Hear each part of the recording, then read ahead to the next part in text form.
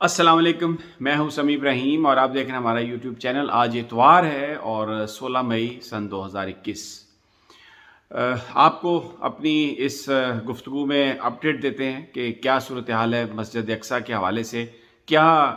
وہاں پر ہونے جا رہا ہے۔ ایک بڑی خوفناک اطلاع جو ہمیں وہاں سے ملی ہے اور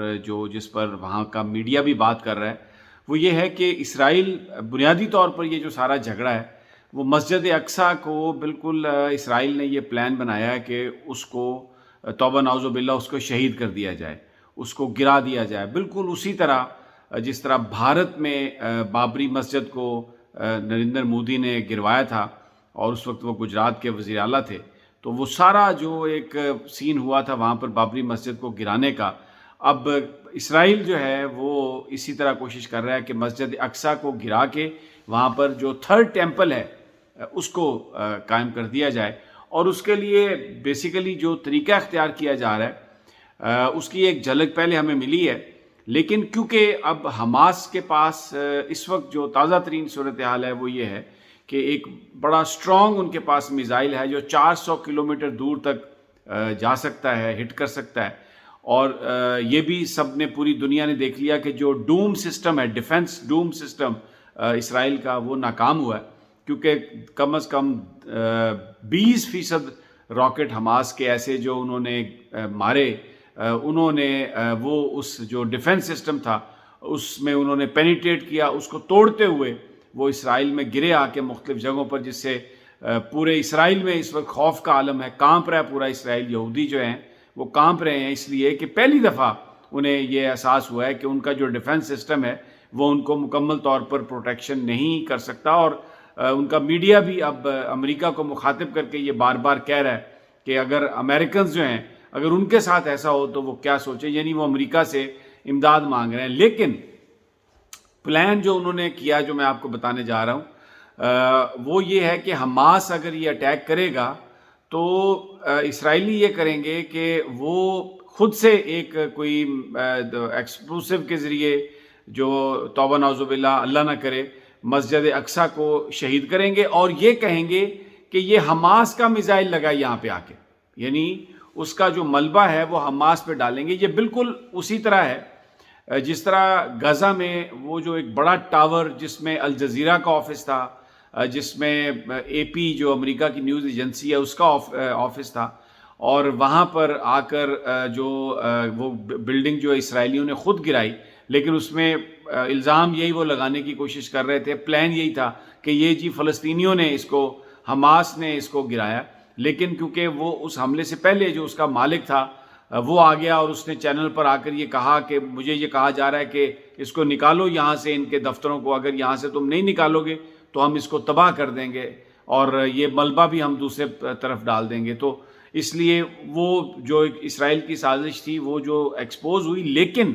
جو پیٹرن ہے، جو اس وقت خبریں آ رہی ہیں وہ یہی ہیں کہ بالکل اسی پیٹرن پر مسجد اقصیٰ جو ہے اس کو شہید کرنے کا منصوبہ انہوں نے بنایا، اور اس کو خود یہ تباہ کریں گے، لیکن کہیں گے کہ جو حماس نے میزائل پھینکے وہ میزائل آ کے لگے ہیں، اور جس کی وجہ سے یہ مسجد جو ہے یہ شہید ہوئی ہے۔ اب اس میں حماس نے یہ ان کو کہا ہے، یہ میں آپ کو تازہ ترین بتا رہا ہوں، الٹیمیٹم دیا ہے اسرائیل کو کہ اگر مسجد اقصیٰ کو شہید کرنے کی کوشش کی گئی یا اس کو اسی طریقے سے جیسے ٹاور کو نقصان پہنچانے کی کوشش کی گئی تو اسرائیل کی اینٹ سے اینٹ بجا دیں گے، اور یہ کہا ہے حماس نے کہ اس حوالے سے بالکل کوئی رعایت نہیں کی جائے گی، کسی طرح سے کوئی بچہ جو ہے فلسطین کا وہ کٹ مرنے کے لیے تیار ہے، اور بڑا ہی ایک سٹرونگ میسج انہوں نے بھیجا ہے اسرائیل کو۔ دوسری طرف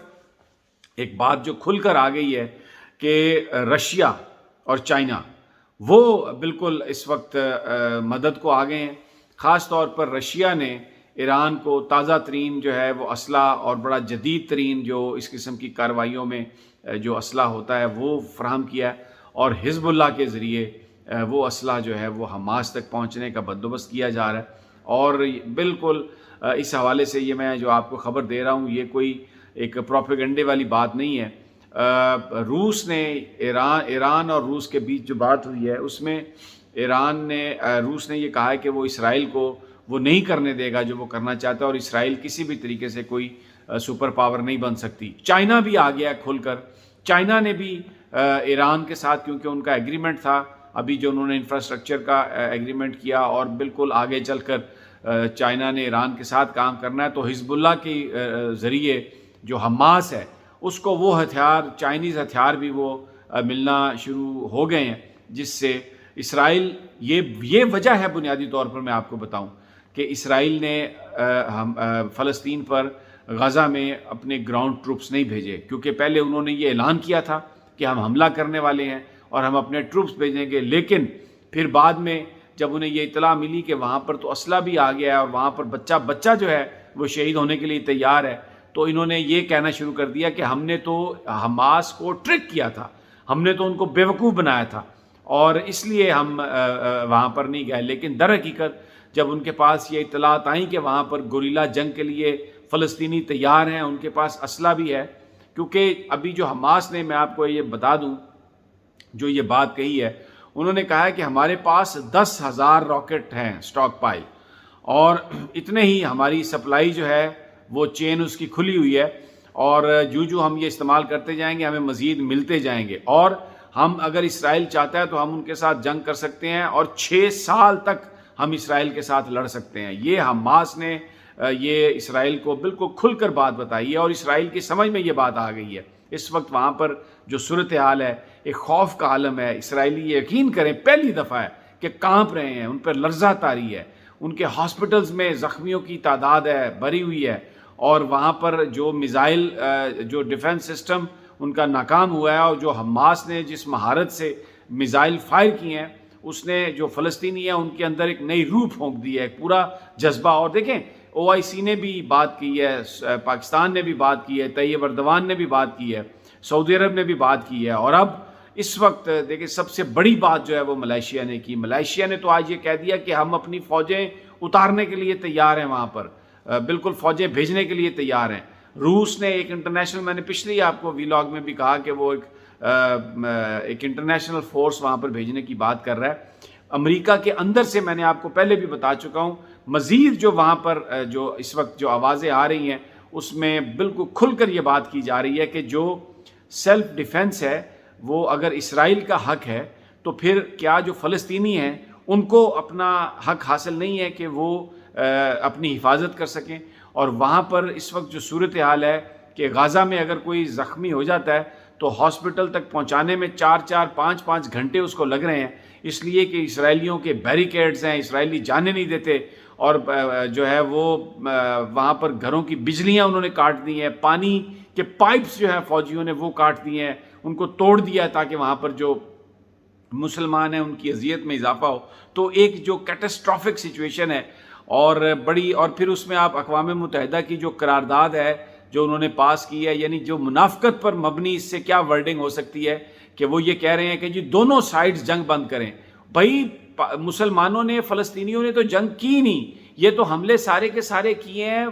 اسرائیل نے، اور وہ اصل مسئلہ یہ ہے کہ مسجد اقصیٰ کو گرا کر وہاں پہ تھرڈ ٹیمپل بنانے کی بات کی جا رہی ہے، اور یہ اس لیے کی جا رہی ہے کہ جو اسرائیلی حکومت ہے اس کو اپنے مسائل تھے، تو وہ ایک مسلمانوں کے خلاف دشمنی کو استعمال کر کے یہودیوں کو اکٹھا کرنا، اور پھر بڑے ایک غرور سے جو اسرائیل کے وزیر اعظم وہ کہتے ہیں کہ امریکہ ہمارے ساتھ کھڑا ہے، امریکہ ہمارے ساتھ ہے، 90 میں سے 82 ملک ہمارے ساتھ ہیں، دنیا کی اوپینین ہمارے ساتھ ہے، تو اس لیے ہم تو کسی چیز سے باز آنے والے نہیں ہیں۔ لیکن اقوام متحدہ کیا کہہ رہا ہے، سیکورٹی کونسل کیا کہہ رہی ہے کہ جناب دونوں سائڈز جو ہیں وہ اپنا جنگ بندی کا اعلان کریں، ایک منافقت پر مبنی، یہ پھر دوبارہ سٹیٹمنٹ۔ لیکن